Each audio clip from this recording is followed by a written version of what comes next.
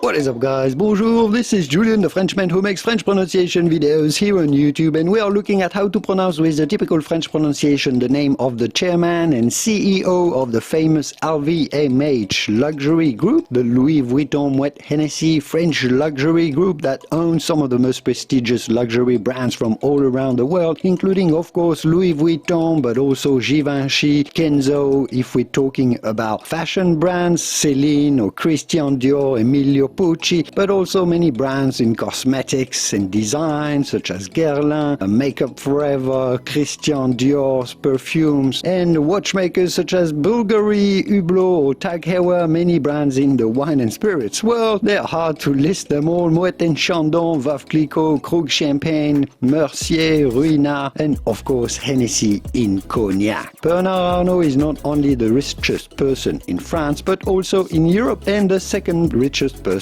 on the planet. Yes, he has overtaken Bill Gates no later than last year, July 2019. So you perhaps want to pronounce his name pretty well. So how do you go about pronouncing this name in French? Bernard. Yes, the D in French is silent, so do not say Bernard. And then Arnault. The L and the T at the end of his name are silent. A and U together in French form the sound O. Bernard Arnault.